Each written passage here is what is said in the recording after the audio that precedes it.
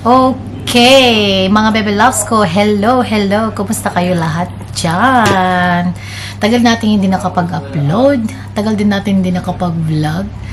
Pero lately guys, share ko sa inyo kung ano yung mga nangyari at ano yung kung ano yung pinag-aabalahan ko. Sobrang kapagod guys, grabe. So, nabanggit ko one time o I think few times na sa mga nakaraang vlog natin but not recently, pero yung mga vlog natin last year. So, nabala kong mag-learn ng driving, ganyan. So, naudlot naudlot kasi nga dahil sa trabaho, and then even before na nasa ibang bansa. Nung nasa overseas pa kami, Korea, nag-Macau pa kami, nag-Korea kami, nag-Malaysia muna kami nung time na yun. Nung nasa Malaysia, mag-i-enroll na sana ako ng driving pero hindi siya natuloy guys kasi nga nung time na yun ay tourist visa lang ako, and then mag-partner na kami ni Iskat. So nangyari, so bumalik kami dito, and then nag-travel kami ng Asia, around Asia, nag-Bangkok, nag-Tokyo, nag-Hong Kong, nag-China, and then after nun nag-Malaysia kami, nag-Vietnam kami ng tourist, pero nagpunta kami ng Malaysia, tumira kami dun guys ng 4 years sa Malaysia, and mag-boyfriend girlfriend pa lang kami ni Scott noon. And that time sinuportahan ko siya sa kanyang career, ganyan, and partner pa lang kami noon. So I wasn't given the chance talaga na apply ng driving lesson doon dahil nga nung time na yun, yung visa ko ay tourist, and then di pa kami kasal, so nahirapan kaming ng visa ko noon na sa partner kasi di pa kami kasal. Pero eventually dumating din yung time na nabigyan ako ng visa para siyang de facto ba yun, parang partner visa natin, pero kalimutan yung tawag. And then din nung time na magda-driving lesson na sana ako ng Malaysia, yun yung time naman na pauwi na kami ng Australia. Like, nag-decide na si Scott na bumalik na ng Australia. So, yun, bumalik na siya ng Australia, and then sumama na rin ako. And then, after ng Australia, nag 1 year kami yata dito. And then, nakuha ni Scott yung posisyon ng kanyang work sa Korea. So, nag-Korea kami ng 4 years na naman. So, yun na naman, din na naman tayo nakapag-driving lessons nung 4 years na kasi Korean, kailangan mag-aral ka ng kanilang lengguwahe, and mga 3 years, 2 years, yung mga 2 years and a half o 3 years kami doon bago kami kinasal ni Scott. So doon kami kinasal ni Scott sa Korea, and then nahirapan din kami sa visa doon dahil very stricto din sila, pero kinasal kami doon. That was easy naman kasi everything naman legal, lahat ng dokumento provide mo lang, and yung mga requirements sila. So kinasal kami doon, and then after nung kinasal kami doon, malabo talaga na makapag-apply ng driving lessons doon guys kasi nga kakasal lang namin, and then ang daming mga requirements. Saka unang-una mag-aral ka muna ng kanilang lengguwahe, so hindi ko iniisip na mag-apply ng driving lesson talaga dun guys. And then after nung bumalik kami after ng 4 years namin sa Korea, bumalik kami ulit dito sa Sydney for mga 1 year and a half, and then nakuha na naman ni Scott yung opportunity na mag-work ng Macau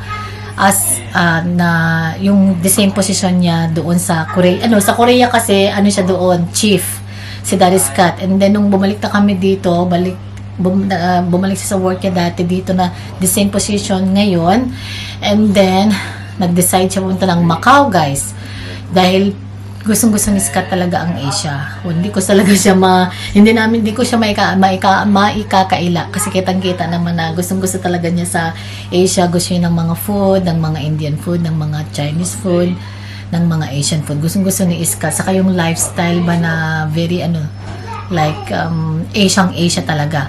So, nakuha niya yung position sa Macau, and 4 years ba kami sa Macau or 3 years? I think 3 years kami sa Macau. Yeah, I think 3 years kami sa Macau. Naguluhan na ako guys kung ilang years na kami. Sa dami-dami ba namang nag-Malaysia, nag-Korea, and then nag-Macau. So, nag-3 kami doon, na-stuck kami doon na-stuck kami doon ng COVID, ganyan. So, malabo naman na makakapag-driving lessons din doon dahil nga Chinese, di ba?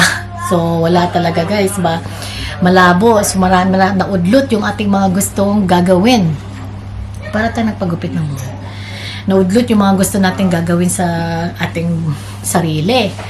And ngayon, so bawalik kami dito, decided na after nung COVID na yan, nag-decide na kami na bumalik dito as a permanent talaga na we're not gonna leave Australia na talaga, like permanent na talaga kami dito.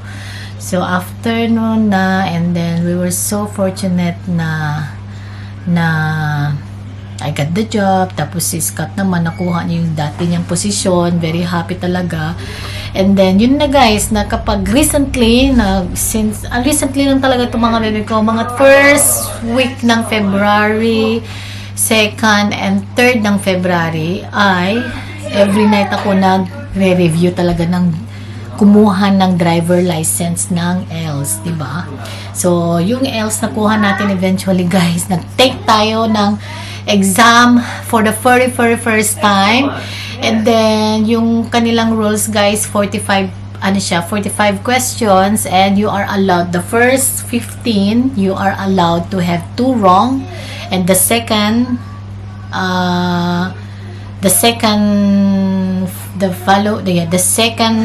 category naman, you are allowed to have 1 wrong.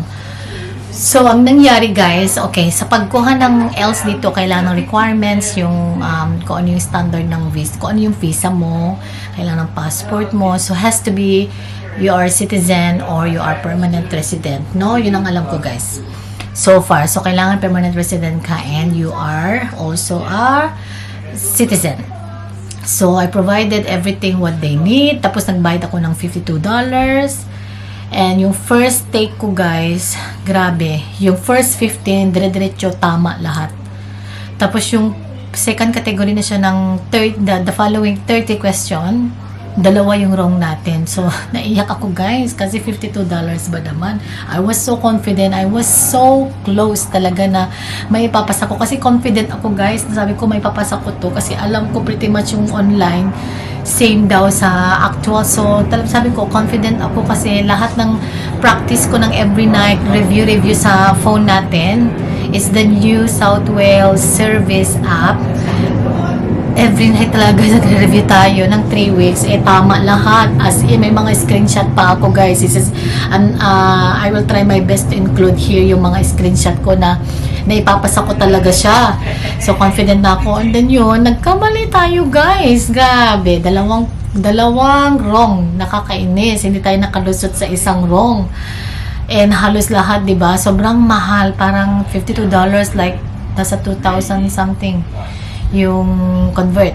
But sabi ko, and they said, nung na-fail ko yung first exam, so at the same day, they will give you 1 more chance, but you have to pay, like 1 more chance to take on the day. Otherwise, kung walang ganun na patakaran na requirements, maghihintay ka na naman ng mga ilang weeks kung ano yung mga available time nila na ibubook. So sabi ko, I'm confident, I'm gonna take another, I will take the chance, sabi ko. So, nagbayad na naman ako ng $52, guys. And finally, thank you so much, Lord. Yung 45 question, I correct lahat. Naiyak ako, guys. Sabi ko, sobrang excited. And yun, $52. And then, after that, finally, nakuha natin yung L ng driver license natin ng ELS. And then, nagbayad din ako ng $28 para sa license ko na yung card. And also, for the $6 for the L na yung ano talaga, and photos. So, yun mga bebelas ko, very happy talaga sa achievement natin ito. Tagal ko na din tong gustong gawin, pero finally nagawa natin. Dapat noon ko pa ito talaga nagawa, pero dahil nga we've been living in overseas guys for how long, nakikita yun naman sa vlog natin. Umuwi lang kami ito pag visit, but finally talaga nakukuha, na-achieve na natin yung gusto nating ma-achieve. Like, I got the job, and then ngayon my license, and I have a big news as well sa next vlog natin guys. Meron akong good news din sa inyo, so that would be on our next vlog na lang. Gusto ko siyang i-share sa inyo. Hindi naman siya sa pagmamayabang, pero ang tagal ko na kasing inaasam-asam to guys, like sobrang tagal. Like alam ni Scott yan nung nasa Malaysia pa kami, na yan talaga yung gusto kong ma-achieve, yung to learn how to get the license talaga for driving. So finally we got it this year talaga. Kasi hindi ko talaga siya pinalampas, guys. Dapat last year ko pa to nagawa. Pero nakapag-focus kasi tayo more on my work muna. Work muna. And then, si Kathleen nasa daycare pa. So, sabi ko, I'll wait till next year. So, finally, guys, February, nakuha natin siya. So, still, hindi pa rin ako makapaniwala. Kasi, mga bebe ko, hindi siya madali, pero honestly, nakuha natin. Kasi yung requirements, siyempre, kailangan kunin mo yung LA, mag-exam ka, ganyan. So, now, I'm gonna get Daddy's Cat will teach me as well. And also, I'm gonna get the instructor din. So, pag ready na tayo mag-drive, I will also try to vlog. Like, pag tuturuan ako ni Daddy's Cat or instructor, di ko alam kung pwede ako mag-vlog kasama instructor, pero I will try to vlog. Hindi ko rin alam kasi kailangan mag-focus muna tayo, and then I will update you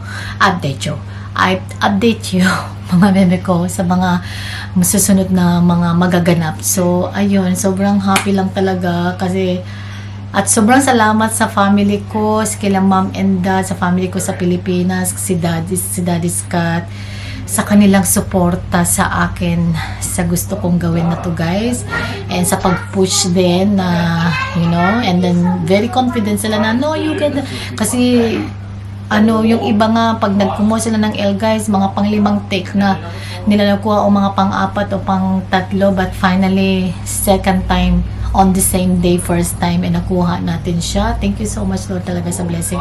So, ayun lang mga bebe ko. Sobrang kapagod natin lately. Nagtrabaho tayo last week ng straight siya ng Monday to Saturday, guys. Sobrang kapagod sa trabaho. Tapos, pero I can't complain. Sobrang salamat, Lord, sa lahat ng mga blessing. Hindi ka nagpabaya. Sobrang salamat talaga. Kasi wala na ako hiningin, guys. Nandito na tayo. So, tuloy-tuloy na natin to. Pag-drive, and I'm very grateful din kay Daddy's Cat na nandyan siya na my number 1 supporter forever talaga na nandyan siya talaga, guys. Lahat ng mga gusto ko, sinusupport niya talaga. Na-delay lang yung ating pag-driving kasi dapat matagal ko na itong nakuha, guys. Pero dahil nga, yun, paulit-ulit ang sinasabi. Tumira tayo sa ibang bansa, sa overseas, kaya na-delay yung ating mga gustong gawin para sa sarili natin. But this is it, mga bebe ko. I will try to, I'm gonna share it with you, yung ating good news for the next vlog. But thank you so much for watching, mga bebe ko. Mag-ingat kayo palagi. Thank you. Sobrang salamat sa inyong mga suporta, sa mga kaibigan ko na nakakaalam ng mga minessage ko, ng mga video call ko. Sobrang salamat talaga. Sobrang salamat sa suporta. At masaya rin ako sa inyong mga achievement. Kung alam niyo na kung sino kayo, masaya ako sa mga achievement niyo sa buhay. And yun, spread the love. And 2024 na talaga, guys. Sana love lang talaga. And ayun, marami na naman tayong sinasabi.